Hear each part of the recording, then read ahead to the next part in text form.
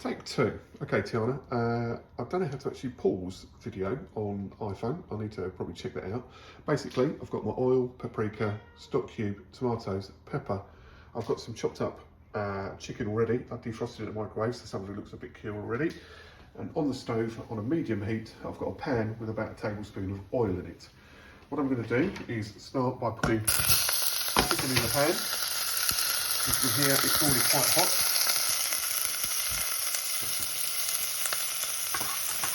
Sizzling away.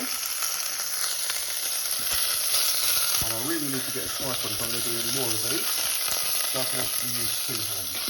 So just chicken to the bottom of the pan.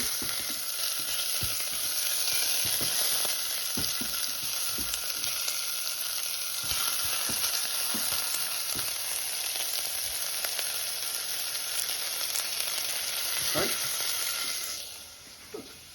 Doodle.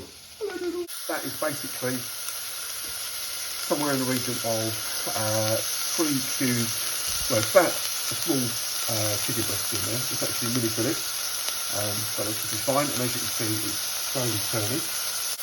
Okay, as you can now see, I've given it a good couple of stirs a couple of times. It's pretty much brown. And what I'm going to do now is chuck the peppers in and give that a stir after I've chopped them up, chopped and de-seeded them.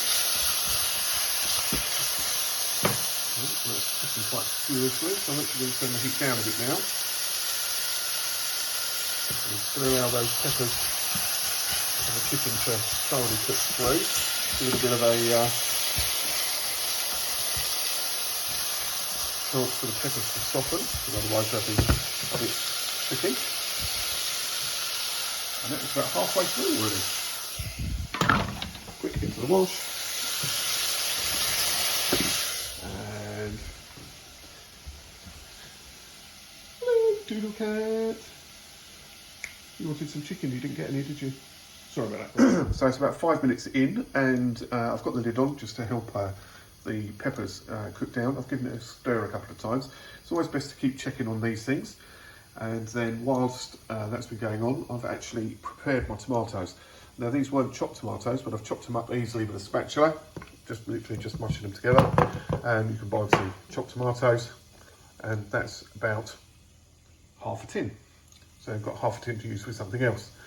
So that's pretty much it. And I've chopped my oxo cube in half, so that I'm going to use half a stock cube and see how the flavour goes, because this is the first time we've done this. That could well be more than enough of your seasoning. Okay, it's been about 7 minutes so far. What I'm going to do now is I'm actually going to add the tomatoes, ready to turn this actually into the dish that you like so much. I think the pan might be slightly too hot. I'm actually going to turn that down. So I've now got mine on a 3, and this is what it's going to be like. I might actually add some boiling water to this actually to make it a bit more of a sauce. I thought it might have quite a bit of juice in there. So as you can hear, that's actually, I'll put it back up to a 4 while it's got the cold ingredients in. So as you can see, you've got the chicken, the peppers, and now the tomatoes in. And what I'm going to do now is crumble half a stock cube into the pan. And that's, as I said earlier, going to provide all your seasoning. So it's got your salts and flavours and a bit extra sort of with a vegetable stock cube. So it's going to give you those flavours too. And now let's give it another quick stir. And to be honest with you, we are almost there. So I'm going to wait for that to get back up to temperature. So it's bubbling away a little bit. Okay. Right, okay. This is now back up to temperature. It took about a minute, minute and a half. I've got half a teaspoon of paprika. I use a decent paprika. You don't have to. You can always buy Tesco's own brand or Sainsbury's own brand. It's not too bad. Get that in. Give it a damn good mix. Stir that through so it's nicely adjusted throughout the pan. I'm so going to have to, if I'm doing any more of these, I'm going to have to get the tripod done so I can actually use 2 hands, because the sauce can keep moving around. So it looks so amateurish. Oh. Now, I'm actually now going to add a spot of boiling water to this to make it a bit more saucy. Depending on how you like it, you might look at it and go, well, actually, Dad, that looks fine. But just for you, just for me, Just going to drizzle a little bit of boiling water in there, just to add a little bit, make it a bit more sauce-like. There you go, it's probably a bit too liquid now. Okay. And I'm literally just going to put the lid on.